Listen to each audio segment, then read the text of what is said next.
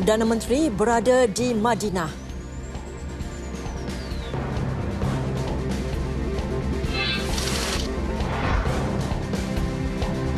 Bantras aktiviti haram.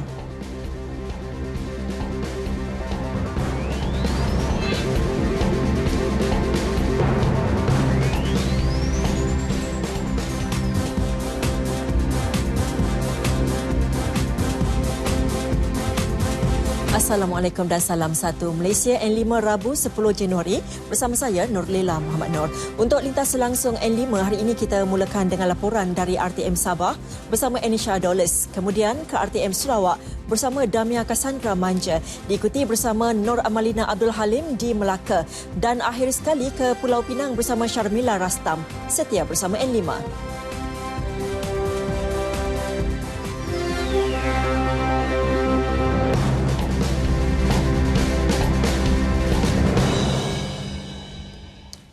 Perdana Menteri Datuk Seri Najib Tun Razak tiba di Madinah semalam. Ia bagi meneruskan lawatan 5 hari ke Arab Saudi atas jemputan penjaga 2 Kota Suci Raja Salman bin Abdul Aziz Al Saud. Menurut paparan di laman Twitternya, ketibaan beliau dan isteri Datin Sri Rosmah Mansor serta rombongan disambut oleh Gubernur Madinah Putera Faisal bin Salman. Semalam Datuk Seri Najib mengadakan pertemuan dengan Raja Salman. Kesempatan itu dimanfaatkan dengan berbincang serta bertukar-tukar pandangan mengenai isu-isu dua hala, pelbagai hala, serantau serta antarabangsa.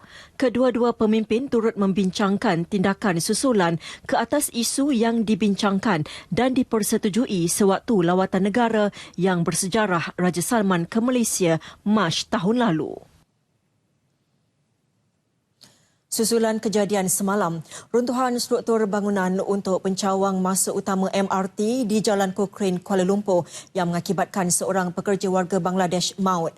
Jabatan Keselamatan dan Kesihatan Pekerjaan JKKP, Kementerian Sumber Manusia dalam satu kenyataan memandang serius setiap insiden dan kemalangan yang berlaku, terutamanya melibatkan pekerja mahupun orang awam. Pihaknya kini sedang menjalankan siasatan punca kejadian dan telah mengeluarkan notis pemberhentian kerja serta-merta ke atas aktiviti pembinaan. Hasil siasatan awal mendapati terdapat kegagalan dalam sistem kerja aktiviti konkret. Walau bagaimanapun tindakan perundangan akan diambil sekiranya didapati terdapat pelanggaran peraturan di bawah Akta Keselamatan dan Kesihatan Pekerjaan 1994 dan Akta Kilang dan Jentera 1967 serta denda tidak melebihi RM50,000 atau 2 tahun penjara atau kedua-duanya sekali. Kejadian berlaku ketika pekerja-pekerja tersebut sedang meratakan konkrit di tingkat 3 bangunan dalam pembinaan. Ini pula perkembangan terkini banjir di Pahang. Setakat 3 petang tadi, seramai 377 penduduk terjejas daripada 95 keluarga masih lagi ditempatkan di 8 pusat pemindahan sementara PPS. Menurut Pengarah Angkatan Pertahanan Awam Malaysia Pahang, Kolonel PA Zainal Yusof, jumlah penduduk terjejas banjir di daerah Pekan kekal 308 orang daripada 78 keluarga yang ditempatkan di 5 PPS. Manakala di Raub kekal dengan 69 penduduk daripada 17 keluarga yang ditempatkan di 3 PPS.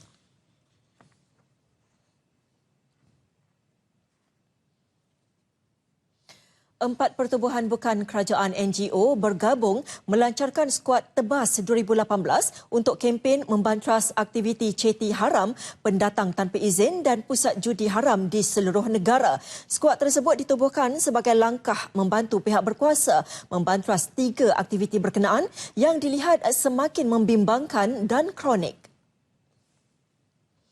4 NGO yang terlibat ialah Pertubuhan Permuafakatan Majlis Ayahanda Malaysia, Pertubuhan Gagasan Pembela dan Pelindung Kebajikan Ummah Malaysia, Kesatuan Melayu Nasional dan Majlis Bendahara Malaysia. Pengerusi skuad Tebas 2018, Datuk Khairul Kuzaini Zamsani berkata, skuad itu diwujudkan bagi mengumpul data dan maklumat mengenai premis atau lokasi yang menjalankan ketiga-tiga aktiviti tersebut sebelum membuat laporan kepada pihak berkuasa untuk tindakan selanjutnya. Dan kami akan cuba menyalurkan kepada pihak-pihak berkuasa untuk tindakan mereka. Bermaksud di sini kami akan pergi ke tempat kejadian atau kami akan pergi membuat operasi dan sebagainya, dan seterusnya pihak-pihak berkuasa dan berwajib kami mohon untuk mengambil tindakan sewajarnya kepada isu-isu tersebut. Beliau yang juga Setiausaha Kesatuan Melayu Nasional berkata, buat permulaan negeri Selangor menjadi lokasi pertama bagi memulakan kempen kesedaran untuk menangani dan menghapuskan premis berkenaan. Sementara itu, Presiden Permas Datuk Abdul Halim Ali berkata, pihaknya kini dalam perancangan menubuhkan talian hotline untuk memberi peluang masyarakat terlibat sama membantras aktiviti tersebut di kawasan perumahan mereka. Mengecewakan. Amat mengecewakan juga, membimbangkan kita hari ini. Sebab isu-isu perjudian, judi-judi haram ni dah berpuluh tahun dah. Jadi toke-toke yang membuka pusat-pusat judi ini dah berani daripada boleh gunakan wang untuk membeli pihak-pihak berkuasa. Jadi hari ini kita juga kena mengambil satu tanggungjawab, yang mana kita sebagai satu pertubuhan, bukan kerajaan yang akan membantu pihak kuasa.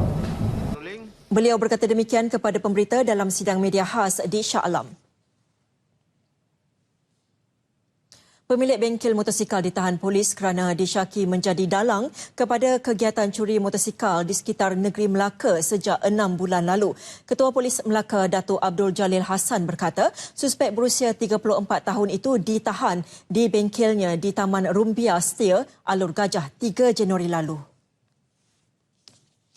Menurut Datuk Abdul Jalil, pihaknya bertindak hasil maklumat awam. Serbuan dilakukan ke bengkel berkenaan dan menemui pelbagai jenis alat ganti yang dipercayai dileraikan daripada motosikal yang dicuri. Tangkapan yang dibuat sekitar pukul 2.30 petang membawa kepada tertangkapnya 3 lagi suspek yang digelar sebagai geng Saiful.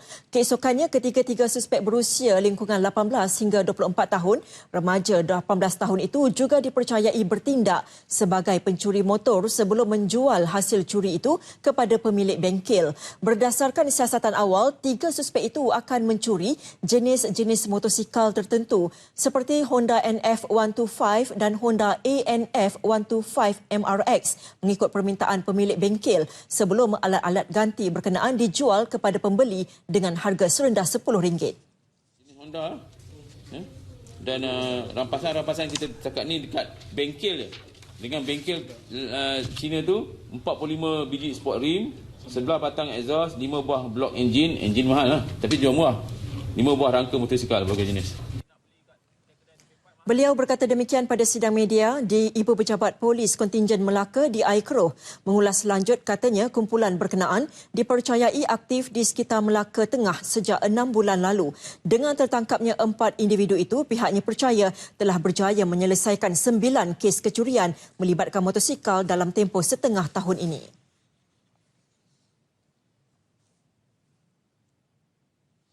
Seorang timbalan pengerusi sebuah syarikat bergelar Datuk ditahan reman selama 6 hari bagi membantu siasatan Suruhanjaya Pencegahan Rasuah Malaysia SPRM berhubung projek terowong dasar laut di Pulau Pinang.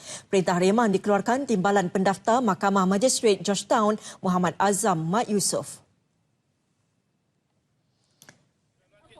Eksekutif kanan syarikat pemaju itu tiba di mahkamah pukul 11.40 pagi tadi dengan tangan bergaris serta memakai pakaian lokap SPRM. Dia ditahan dalam serbuan SPRM ke beberapa pejabat kerajaan di Kompleks Tun Abdul Razak, Pulau Pinang, serta 3 pejabat pemaju hartanah dan konsultan semalam.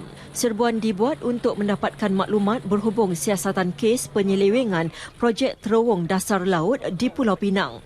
Projek pembinaan terowong dasar laut yang didakwa bernilai 15 bilion ringgit merupakan sebahagian daripada Pelan Induk Pengangkutan PIP Kerajaan DAP Pulau Pinang bagi mengatasi masalah kesesakan lalu lintas di negeri itu.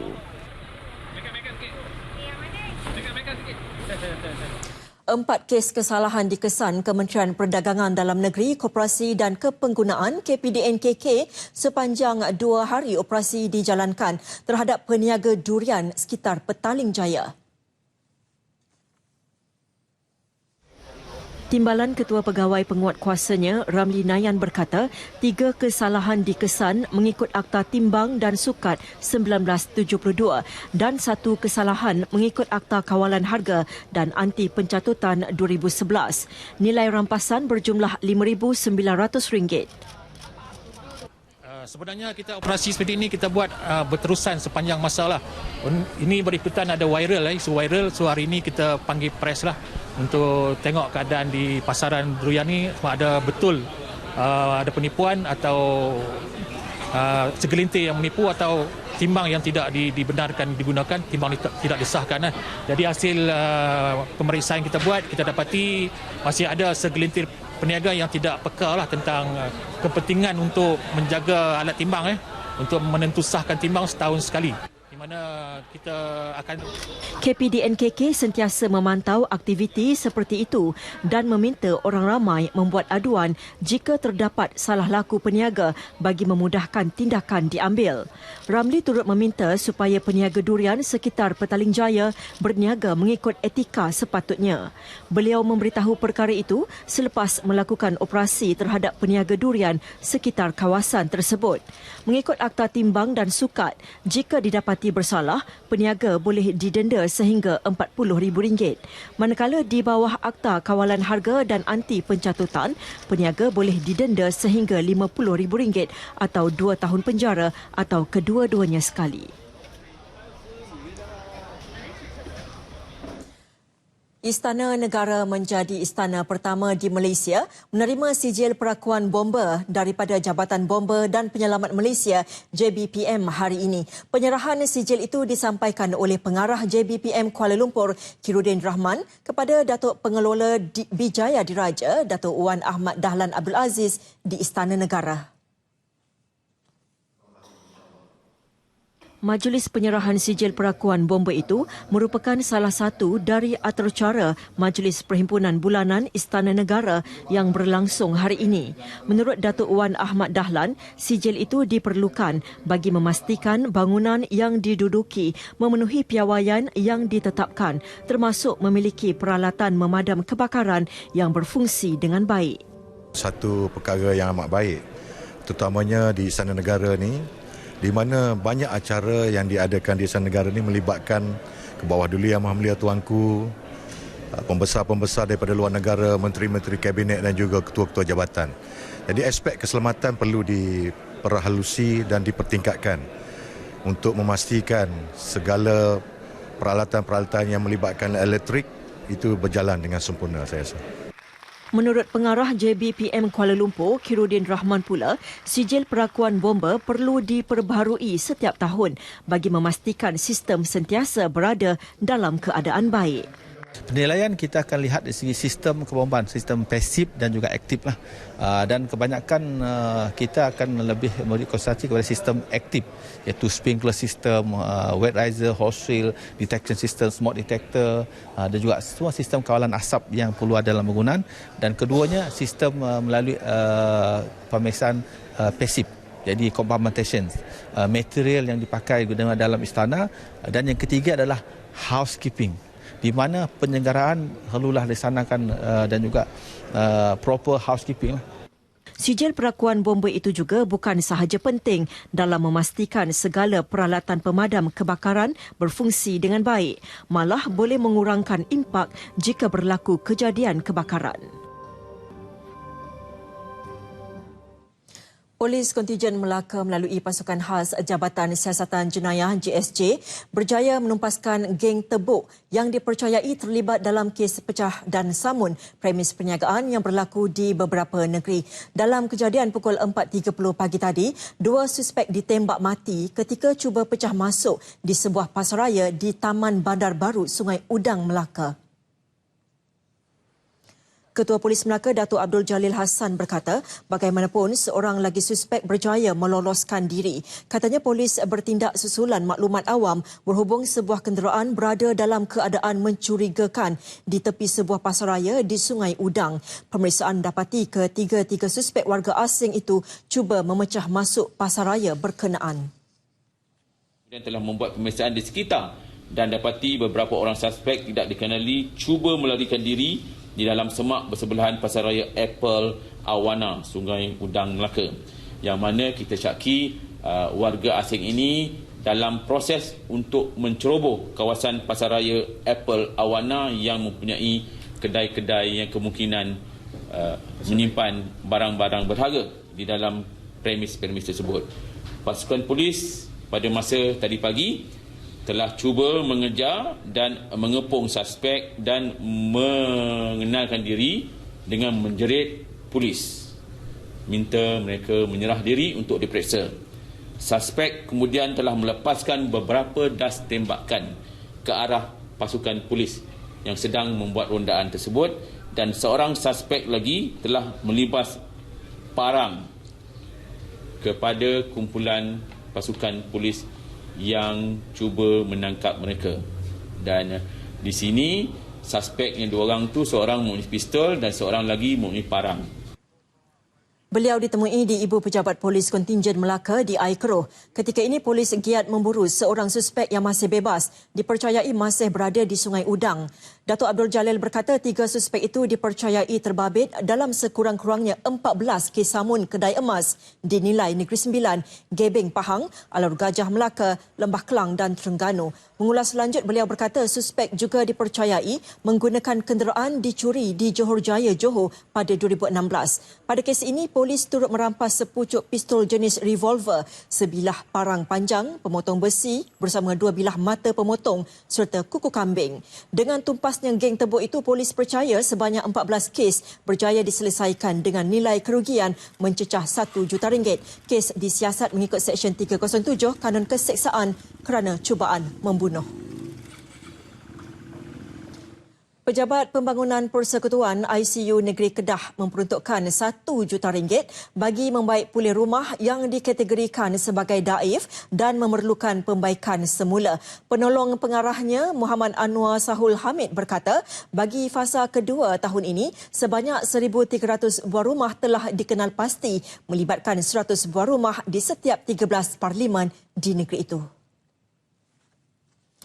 Sebanyak RM10,000 diperuntukkan bagi pembaikan setiap rumah dan kerja pembaikan dibuat secara gotong royong. Muhammad Anwar berkata rumah yang diperbaiki itu dikenal pasti melalui permohonan pemilik rumah yang berdaftar di bawah program e-Kasih. Tapi kita menjangkakan keseluruhan 1,300 biji ini dapat kita capai siap selewatnya awal bulan Februari lah. Beliau ditemui selepas program Touchpoint Baik Pulih Rumah secara gotong royong 2018 di Kampung Tua Bujang, Merbok. Pada program itu, salah sebuah rumah penduduk diperbaiki dengan peruntukan sebanyak RM10,000. Seronoklah.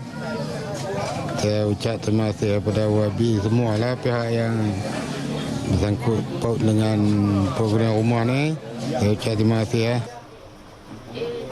Pada fasa pertama tahun lalu, ICU meluluskan peruntukan bagi membaiki 100 buah rumah di negeri itu.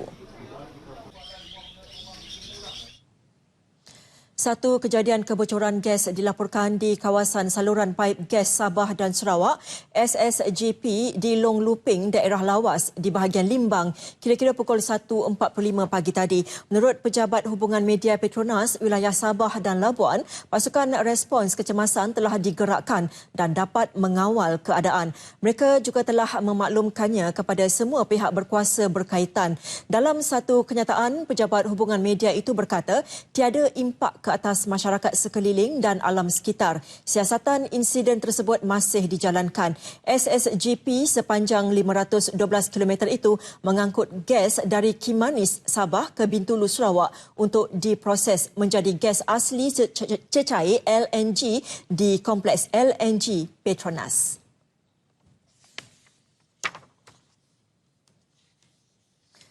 Pihak Hospital Kuala Lumpur sedang mengesan waris kepada pesakit berketurunan Melayu yang bernama Ishak Ahmad, 69 tahun, selepas gagal menghubungi adik perempuan yang dipercayai tinggal di Paguh, Johor. Menerusi kenyataan Unit Perhubungan Awam Hospital Kuala Lumpur, pesakit yang dilanggar motor ketika melintas jalan di kawasan sekitar Chowkit pada 6 Januari 2018 lepas, kini mendapatkan rawatan di ward ortopedik 1 Hospital Kuala Lumpur.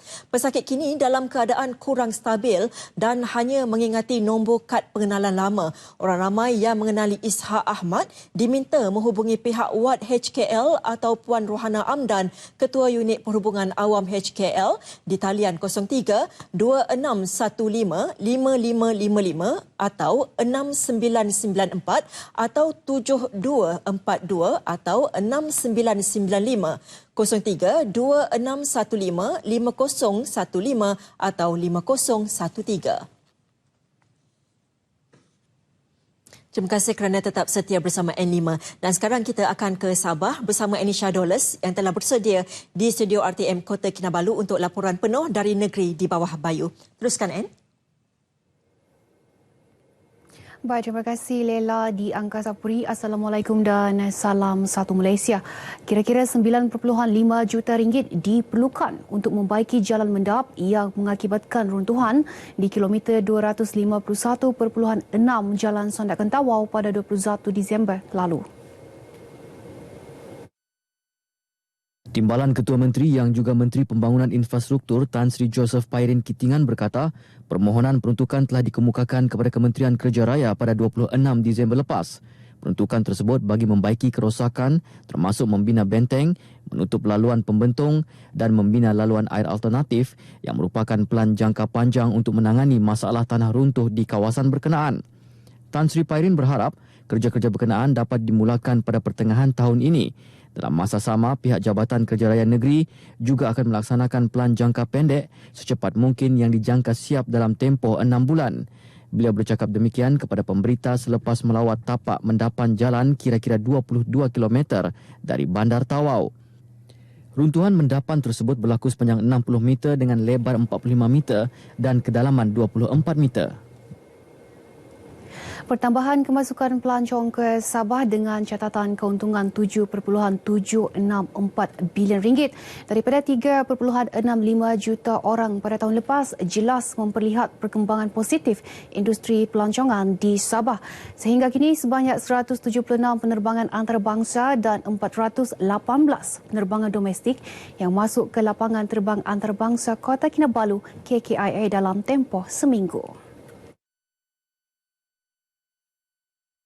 Menurut Menteri Pelancongan, Kebudayaan dan Alam Sekitar Sabah, Datuk Seri Panglima Masidi Manjun, kejayaan tersebut turut disumbang oleh usaha promosi Lembaga Pelancongan Sabah termasuk Malaysia Airport Holding Berhad MAHB dan Malaysia Airline Berhad MAB.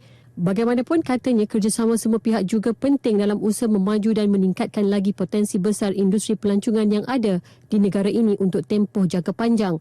Beliau juga berharap MAHB dapat mempertingkatkan lagi tahap kebersihan dan kecekapan operasi serta infrastruktur sedia ada di KKA ke tahap yang membanggakan. Datuk Masidi berucap demikian dalam majlis makan malam bersama rakan penerbangan pesawat A350 di Kota Kinabalu. Penerbangan pesawat A350 singgah di KKIA yang turut dinaiki Datuk Masidi bersama Menteri Kabinet dan pemimpin lain di negeri ini.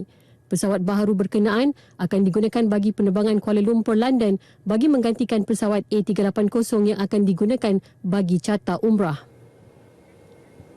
Mahkamah Session Kota Kinabalu hari ini menetapkan 19 hingga 22 Februari depan sebagai tarikh perbicaraan dua lelaki atas pertuduhan mengurus rumah persundalan.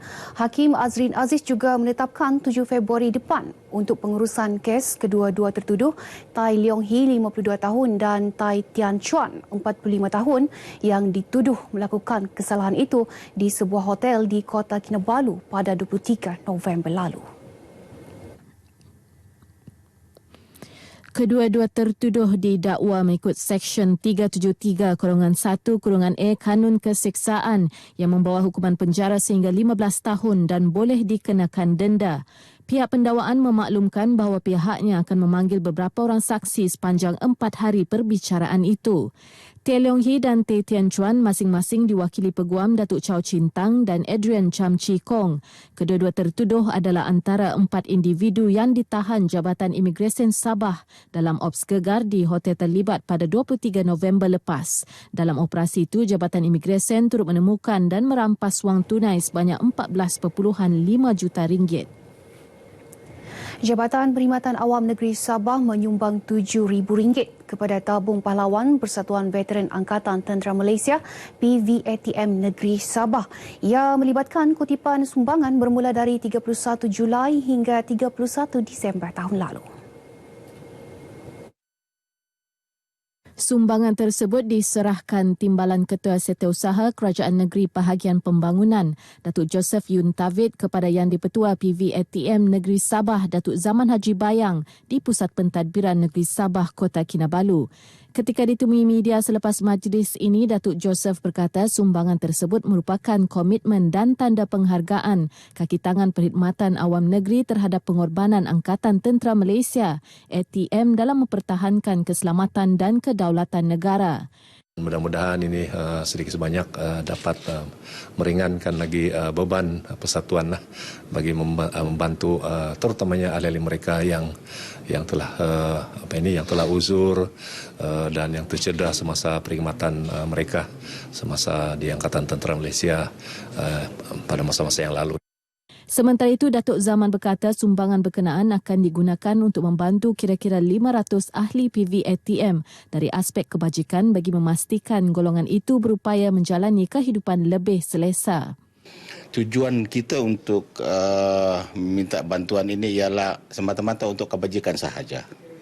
Kita bagi kepada veteran-veteran yang telah berkorban, meninggal di dalam perkhidmatan, bertempur dan sebagainya tu, dan kemudian pula ada anak-anak mereka yang OKU, VKU dan sebagainya tu. Setakat ini PVATM Negeri Sabah mempunyai lebih 45,000 ahli seluruh negeri. Baik, sekian berita dari Sabah petang ini. Teruskan dengan Nurlela di Angkasa Puri. Silakan Lela. Inisha, terima kasih. Baiklah saudara, bagi mengikuti laporan dari Bumi Kenyalang pula, langsung bersama Damia Cassandra Manja di Kuching. Teruskan Damia.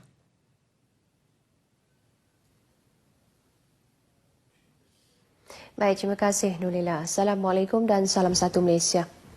Kesaling hubungan jalan raya merupakan faktor penting bagi pembangunan pesat di Sarawak, justru terus menjadi fokus utama dalam rancangan pembangunan kerajaan persekutuan dan negeri.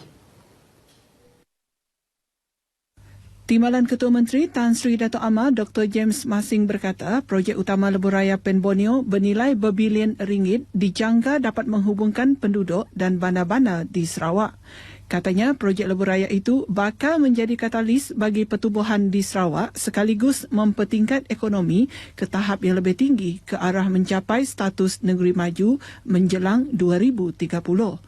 Justru peranan kejuruteraan pembinaan dan infrastruktur dilihat amat penting terutama dalam memastikan sasaran itu tercapai.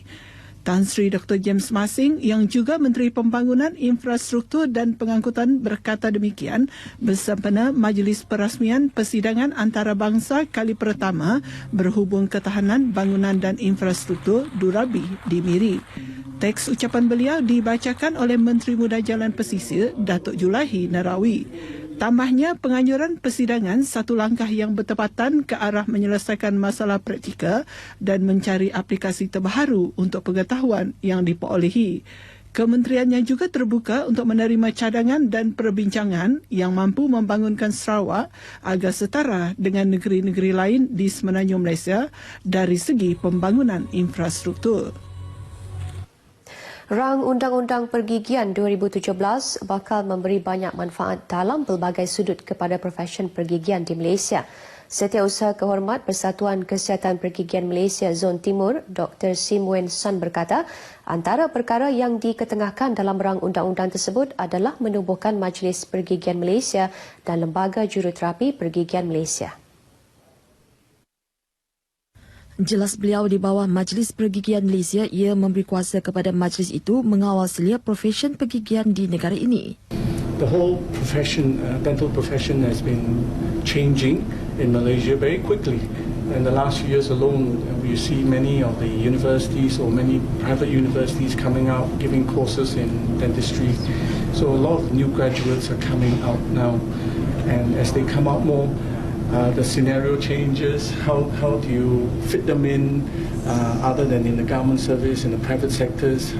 Dr. Si menambah di situlah peranan Majlis Pergigian Malaysia untuk memastikan graduan pergigian mendapat pekerjaan di sektor awam maupun swasta. Mengenai pengujudan Lembaga Juruterapi Pergigian Malaysia, ia akan mengiktiraf pakar pergigian dengan kredit yang lebih baik. We don't have that at the moment. I think the whole profession is governed under the Dental Act before, which doesn't separate specialists and general GPs. Dr. Si menyatakan demikian kepada media pada kunjungan hormat kepada Ketua Menteri Datuk Petinggi Abang Johari Tun Openg di Wisma Bapa Malaysia Kuching. Rang undang-undang itu akan dibaca kali kedua di Dewan Rakyat pada Mac ini.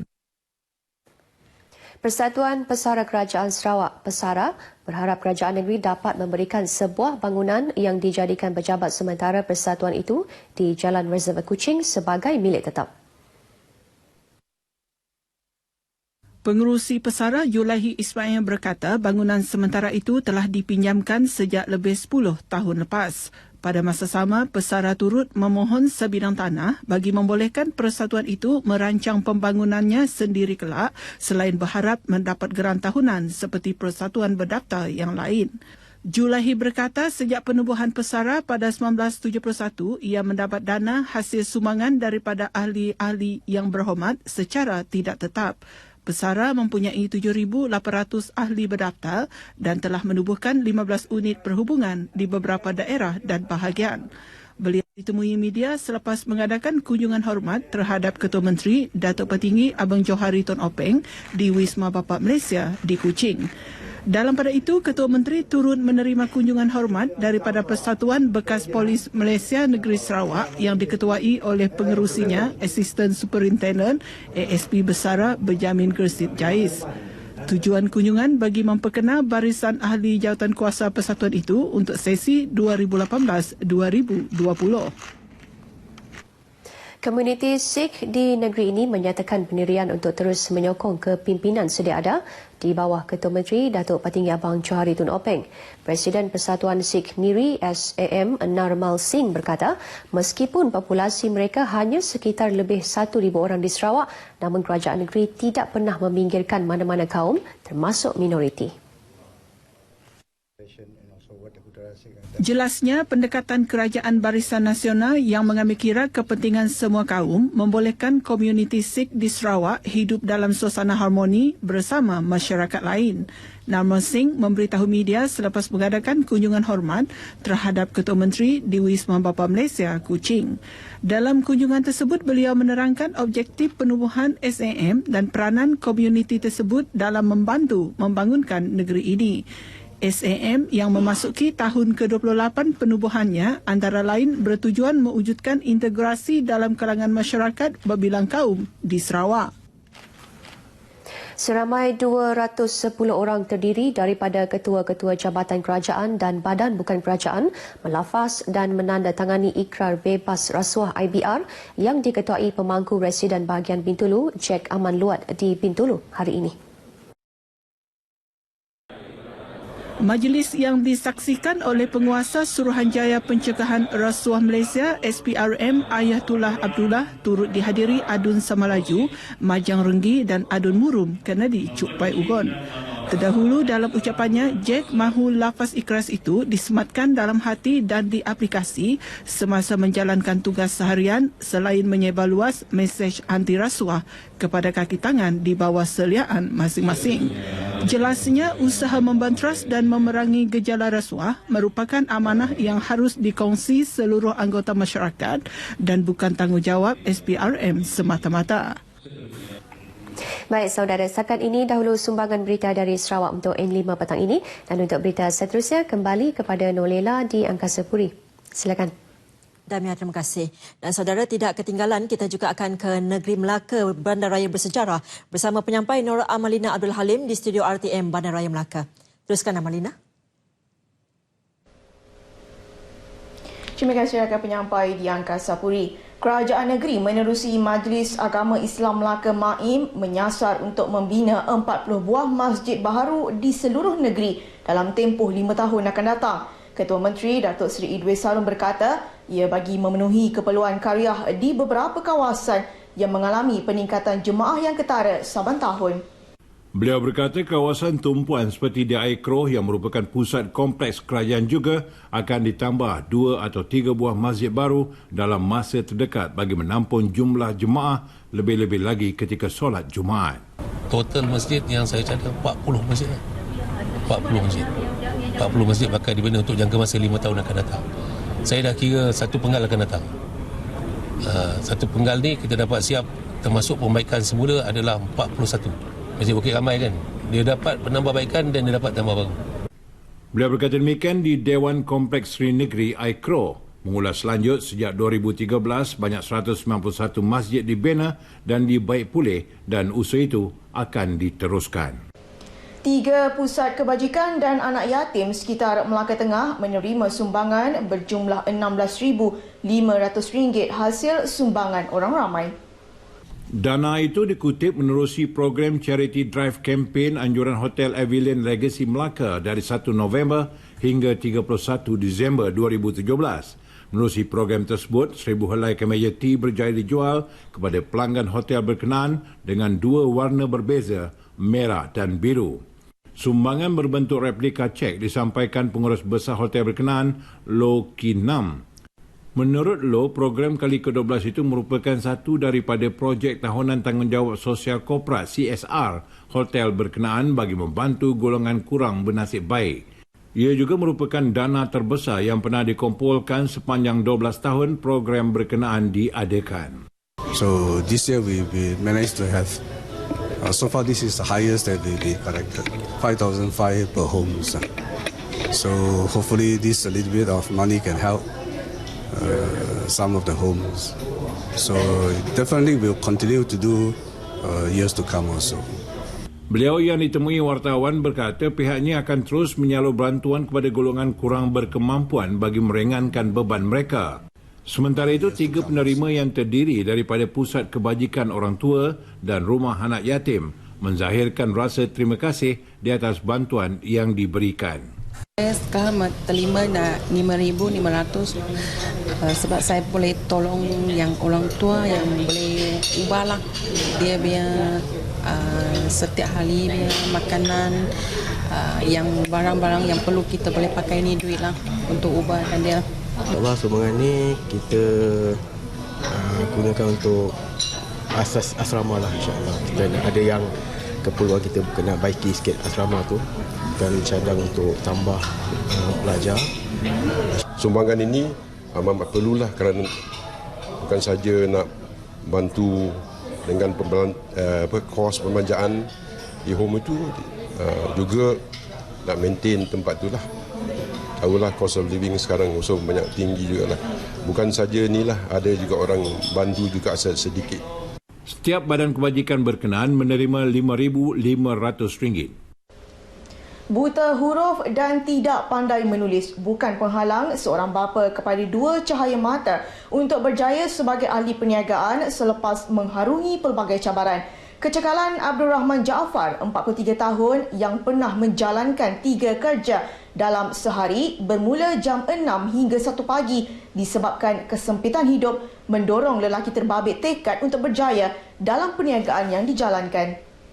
Kesungguhannya untuk membantu meringankan beban ibu bapa membuatkan anak kelima dari 8 adik-beradik ini tekad bekerja sejak berusia 8 tahun dan tidak menyambung pelajaran ke sekolah menengah sekaligus melupakan cita-cita untuk menjadi seorang guru. Beliau yang tidak pernah menyesal melakukan pengorbanan itu kerana nasib keluarganya lebih penting. Sejak itu, Abdul Rahman yang mula menceburkan diri dalam bidang perniagaan secara serius dengan membuka perniagaan andaman secara kecil-kecilan di rumah sebelum berjaya membangunkan Rahman Elias Aiza Group Sdn Bhd serta memiliki bangunan kedai sendiri dengan 8 jenis perniagaan di sekitar Melaka. Antaranya, perniagaan yang dijalankan beliau ialah kedai gunting rambut, kedai andaman, kedai lansir, spa kecantikan, hiasan rumah dan homestay. Saya banyak yang tak tahu tapi saya banyak belajar kerana untuk macam mana saya nak menjadi usahawan berjaya. Tapi saya belajar daripada bawah sikit demi sikit walaupun saya tak tahu macam mana nak buka butik pengantin 1 hari sampai 7 7 hari baru siap. Sekarang 1 jam dah boleh siap untuk satu rumah. Tapi saya berjaya. Kejayaan yang dikecapi itu bukan dicapai dengan mudah, tetapi penuh dengan cabaran yang memeritkan dan pernah tergadai rumah serta kereta akibat ditipu kerana tidak tahu menahu membaca. Namun begitu, segala dugaan yang ditempuhi itu tidak mematahkan semangatnya untuk berjaya kerana minat yang mendalam terhadap bidang perniagaan. Kini beliau mampu berbangga dengan kejayaan yang dikecapi, termasuk menampung perbelanjaan adik-beradiknya sehingga berjaya dalam kerjaya masing-masing. Sekian sahaja paparan berita dari Melaka. Kita kembali kepada rakan penyampai di Angkasa Puri untuk berita seterusnya. Amalina, terima kasih. Dan baiklah saudara, seterusnya kita ke Pulau Pinang pula bersama rakan penyampai di sana, Syarmila Rastam. Silakan Syarmila. Terima kasih rakan penyampai di Angkasa Puri. Assalamualaikum dan salam satu Malaysia.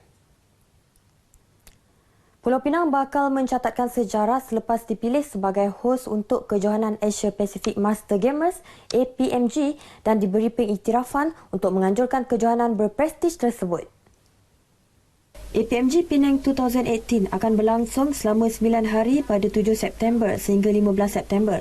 Ketua Pegawai Eksekutifnya, Linda Geh Guat Yeoh, dalam ucapan perasmian memberitahu 21 acara sukan akan dipertandingkan menggunakan 24 tempat dengan kehadiran atlet daripada 20 buah negara.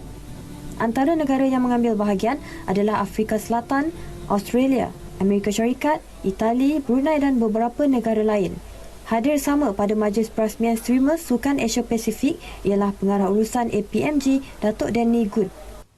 Ingin mencuba sesuatu yang lain dan unik, seorang anak muda, Khairul Amin Ahmad, mengambil langkah inovasi menanam sejenis jagung berwarna-warni di ladang Gapura Agro di Kampung Aman, Tasik Gelugur. Menurut Khairul, jagung Japanese ini mempunyai batang pokok yang halus berbanding jagung biasa yang sedikit besar. Memiliki saiz pokok yang agak tinggi, satu pokok jagung Japanese boleh menghasilkan sehingga 7 ke 8 tongkol selepas dituai. Okey, jagung biasa, yang jagung Japanese ni rasa dia lemak-lemak manis. Jagung biasa ni macam jagung Taiwan, jagung Cameron Highland ke apa kan, dia rasa macam mana kita jagung rasa macam kita makan tu lah kan. Tapi yang ni dia macam ada lemak manis. Tapi yang boleh saya beritahu dia lemak manis lah. Setiap isi dia tu, lagi satu isi dia tebal. Walaupun hasil tanaman jagung Japanese belum boleh dituai, namun beliau sudah mendapat permintaan yang tinggi daripada orang ramai selepas penanaman jagung diusahakannya tular di media sosial baru-baru ini. Mula ditanam sejak bulan Disember lalu, dijangka sebanyak 20,000 tongkol jagung akan mula dituai menjelang Februari ini. Lebih 3 dekad penubuhannya, Lembaga Kemajuan Wilayah Pulau Pinang Perja telah mengendalikan 6,490 buah rumah mampu milik kepada penduduk kurang berkemampuan di negeri ini. Terbaru, agensi itu turut menunaikan hasrat 106 golongan berpendapatan rendah memiliki rumah sendiri melalui kaedah Rent to Own RTO di Taman Desa Ara dan Desa Puri Tasik Gelugur dengan harga jualan sebanyak RM45,000 seunit. Pengurusinya Datuk Syabuddin Yahya berkata, pihaknya terpaksa mengambil masa yang panjang dalam membuat tapisan ke atas semua pemohon agar pemilikan rumah tersebut menepati golongan yang disasarkan. Kita melaksanakan polisi kerajaan Malaysia untuk menyediakan perumahan yang selesa kepada rakyat. Jadi di sini agensi terpaksa melepaskan dari segi keuntungan keuangan. Sebaliknya kita melihat keuntungan dia ialah kesejahteraan rakyat. Beliau yang juga ahli Parlimen Tasik Gelugur berkata sebanyak 1,715 buah rumah mampu milik Perja masih dalam peringkat pelaksanaan. Manakala sasaran 5,000 unit lagi akan dibina dalam tempoh terdekat di Tasik Gelugur. Jelasnya lagi, Perja sedang berusaha dengan beberapa agensi persekutuan lain, antaranya Kementerian Kesejahteraan Bandar, Perumahan dan Kerajaan Tempatan KPKT secara strategi Lautan Biru Kebangsaan NBOS untuk membina lebih 13,000 rumah mampu milik di negeri ini. Seramai 150 ejen pelancongan dari Asia Tenggara bertandang ke Pulau Mutiara untuk mengenali produk pelancongan di negara ini hasil promosi sebuah syarikat tempatan. Pen Mutiara Travel and Tour Sdn Berhad yang bermula sebagai sebuah restoran nelayan di Batu Mawung kini melebarkan sayapnya dalam industri pelancongan Islamik. Menurut Pengerusi Persatuan Nelayan Pulau Pinang, Nazri Ahmad, syarikat milik Bumi Putra itu turut menawarkan khidmat pakej umrah selain pelancongan yang menawarkan makanan halal untuk pelanggannya. Cuma kita punya main fokus adalah pertama adalah umrah, kedua adalah medical tourism. Itu yang kita punya main fokus lah. Sebab kita nampak market tu lebih apa, and then kita pula lebih Islamik. Laporan itu tadi mengakhiri sumbangan berita dari Pulau Mutiara. Kembali kepada rakan penyampai di Angkasa Puri untuk berita selanjutnya. Silakan. Kesatuan Perkhidmatan Perguruan Kebangsaan Malaysia NUTP menyambut baik usaha memasang kamera litar tertutup CCTV di sekolah-sekolah. Namun Presidennya Kamaruzaman Abdul Razak berkata lokasi pemasangan CCTV sewajarnya tidak menceroboh privasi pelajar dan guru seperti dalam bilik darjah, bilik guru, kawasan tandas dan juga bilik khas untuk pertemuan guru dan ibu bapa. Kamaruzaman berkata pemasangan CCTV bagi tujuan pengawasan disiplin dan keselamatan warga sekolah wajar, khususnya di sekolah yang mempunyai bilangan pelajar yang ramai dan sekolah yang bermasalah. Pemasangan CCTV khususnya di tempat pelajar sering berkumpul dan juga di padang boleh membendung kes buli selain mengesan lebih awal masalah disiplin dalam kalangan mereka. Beliau bagaimanapun mengakui usaha memasang CCTV di semua 10,100 buah sekolah di seluruh negara agak sukar kerana kos yang terlalu tinggi. Bulan lepas, Kementerian Pendidikan mengumumkan akan melengkapi CCTV baru berdefinisi tinggi HD di 100 sekolah terpilih di seluruh negara yang mampu dipantau terus polis Diraja Malaysia sebagai usaha menangani gejala sosial dan memastikan keselamatan sekolah daripada diceroboh.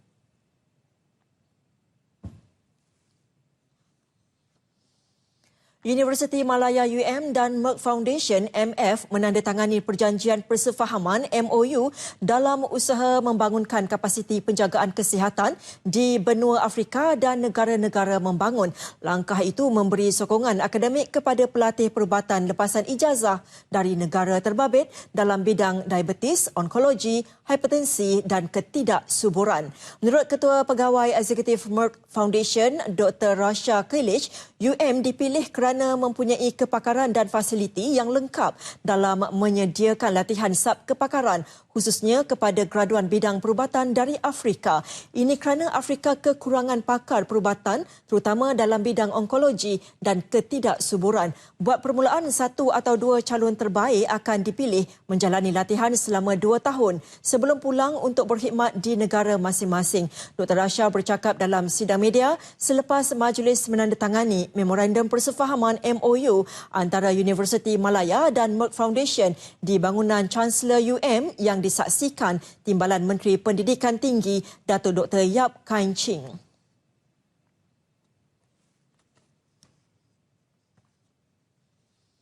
Seorang tenaga pengajar di Institut Latihan Perindustrian ILP Mersing, Ahmad Azhar Muhammad, 40 tahun, maut selepas kenderaan yang dinaikinya bertembung dengan lori di laluan bertentangan.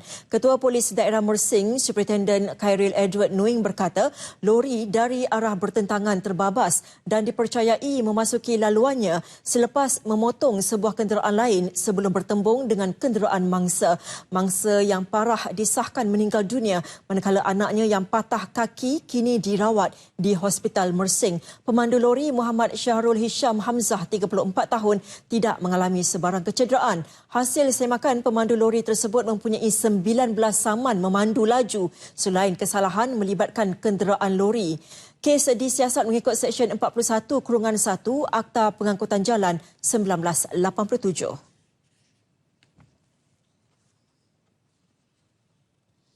Kemahiran vokasional seperti mengukir mampu menjana pendapatan antara 5 hingga RM8,000 sebulan dan itu hasil yang diperolehi Idris Yunus, seorang pemilik industri kecil dan sederhana IKS pertukangan di Kulai Johor.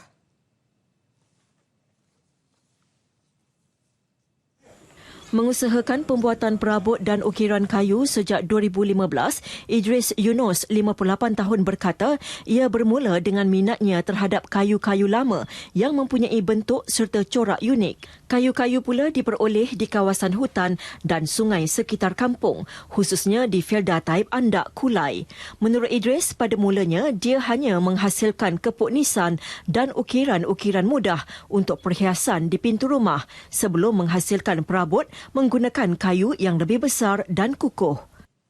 Setelah kita jumpa bahan-bahan yang terbuang ni, sebelum ni kita dah nampak tapi tak ada kemampuan. Akhirnya macam disuruh-suruh, diberi pasal kendaan yang chipping pokok selawik, kita guna minta tolong bantuan dia untuk keluarkan kayu-kayu ni. Idris dibantu 3 orang pekerja bagi memenuhi permintaan pelanggan yang mahukan perabot ukiran daripada kayu cengal atau jati. Harganya pula bermula dengan RM2,000 bergantung kepada saiz dan jenis kayu. Terpulang pada bahan yang kita buat. Kalau macam kepuk nisan dalam RM2,000, siap bahan lah, harga RM2,000. Dan meja kita tengok pada meja macam mana, kalau cengal pada itulah mutunya. Hasil kerja Idris dan pekerjanya sering dipuji pelanggannya kerana hasil pertukangan dan ukiran yang kemas mengikut keunikan corak dan bentuk kayu yang asal. Biarpun bergelar warga emas, Idris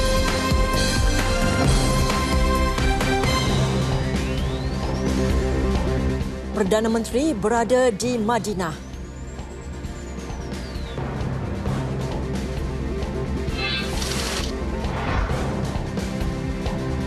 Bantras aktiviti haram.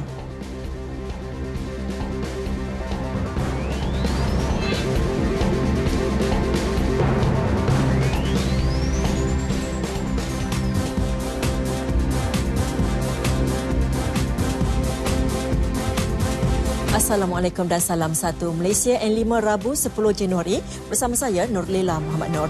Untuk lintas langsung N5 hari ini kita mulakan dengan laporan dari RTM Sabah bersama Anisha Dolis, kemudian ke RTM Sarawak bersama Damia Cassandra Manja, diikuti bersama Nur Amalina Abdul Halim di Melaka dan akhir sekali ke Pulau Pinang bersama Sharmila Rastam. Setia bersama N5. Bawah 17 tahun dalam kejohanan terbuka squash remaja British 2018 nyata memberi kepuasan buat Aifa Azman. Gelaran tersebut adalah ketiga buat Aifa dan lebih manis lagi adiknya Aira Azman turut memenangi gelaran juara bawah 15 tahun dalam kejohanan yang sama. Aifa, 16 tahun, telah memenangi 2 gelaran bagi kejohanan berkenaan iaitu bawah 13 tahun pada 2014 dan bawah 15 tahun pada 2016. Tahun lepas, Aifa terlepas memperoleh gelaran berkenaan selepas tewas kepada Alice Lazarus di suku akhir. This year, lagi happy sebab dapat menang my third title with my sister Aira Azman. And I played with the same person last time I final dengan Marina Stefanoni, USA. And this time I won her 3 love and I'm very happy to win. Saya bersyukur sebab dapat menang dengan kakak saya tahun ni. Saya dah pergi UK kali keempat. Kakak saya dah pergi 6 times. Lepas tu dapat menang dengan dia. Saya main ada bawah 15 tahun. Saya ada lagi satu peluang untuk menang next year, main 15. InsyaAllah kalau ada rezeki ambil lagi satu title 15. Aira dan Aifa Azman menjadi adik-beradik yang pertama memperoleh gelaran dalam terbuka remaja British yang sama. Aira 13 tahun yang pertama kali mara ke final remaja British menewaskan pilihan kedua Sana Ibrahim untuk mendapatkan gelaran pertamanya. Kedah bakal melahirkan lebih ramai pemain squash bertaraf antarabangsa apabila kompleks squash negeri bernilai RM7.8 juta siap dibina menjelang akhir tahun ini. Pengarah Majlis Sukan Negeri MSN Kedah, Muhammad Rizal Muhammad Razi berkata, kompleks tersebut akan dibina berdekatan Stadium Sultan Abdul Halim, Jalan Sukemenanti, Alusta.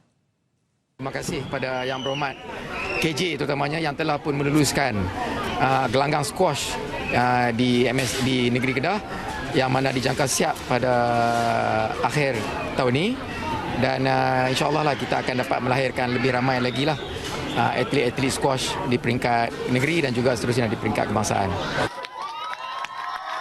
Beliau menyambut ketibaan 4 atlet skuash wanita remaja kebangsaan di lapangan terbang Sultan Abdul Halim Kepala Batas Alusta malam tadi. Syekh Vitra Kumar 12 tahun, Aifa Azman 17 tahun, Aira Azman 15 tahun dan Siva Sangari Subramaniam 19 tahun yang berasal dari Kedah berjaya merangkul 4 gelaran juara pada kejohanan skuash remaja terbuka British BOJ 2018 yang berlangsung di Birmingham, England baru-baru ini.